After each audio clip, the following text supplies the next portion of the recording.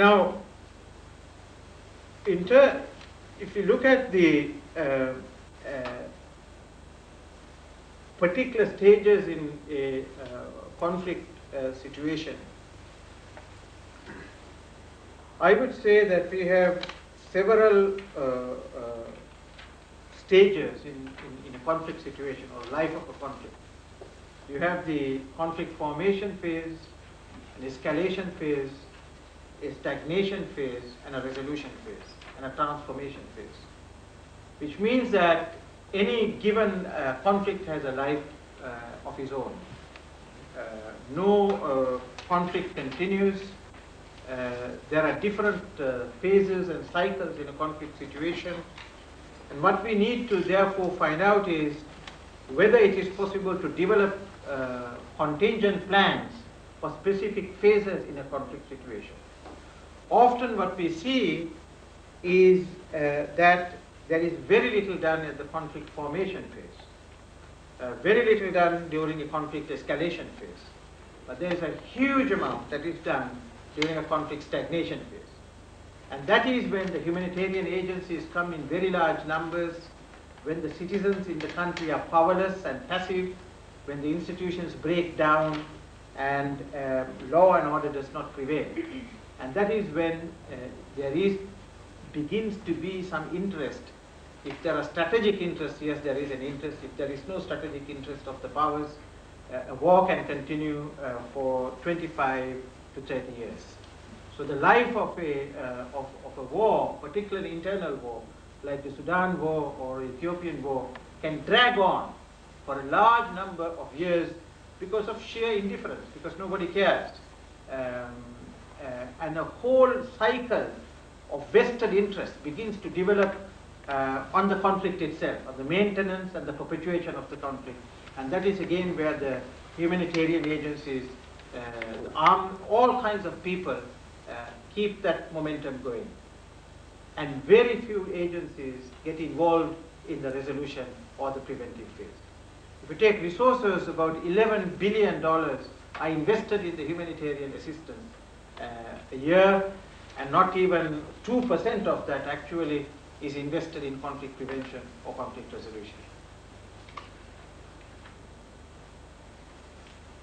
Now, I want to say a little few words about conflict prevention.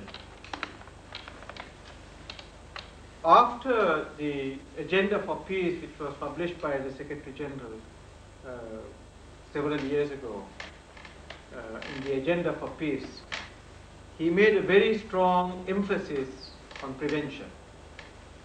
Now, when we talk about conflict prevention, we are not saying that conflicts should be prevented. Conflicts are a matter of everyday life. We have interaction, we have developed ways in which many of our day-to-day actions are resolved peacefully. We have over time developed methods of dealing with a number of conflict situations. When we are talking about conflict prevention, we talk about violent conflict prevention.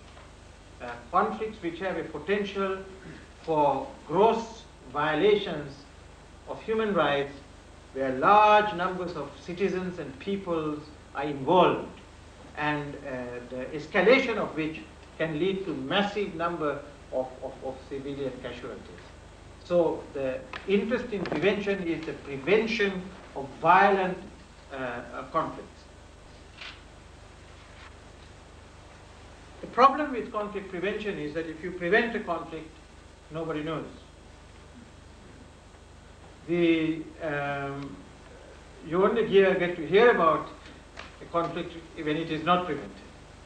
Now, the other point is it's not very fashionable to prevent conflict. People get Nobel Prizes for ending a war, not for preventing one.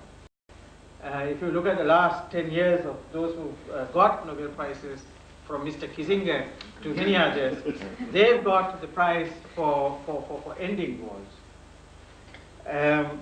The third point is that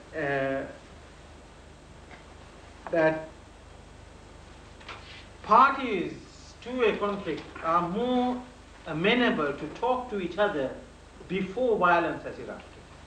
It is more difficult to get parties to talk to each other when violence has become systemic and when there is bloodletting, and particularly in modern conflict situations where ethnicity and nationalism play such a very strong role in conflict situations.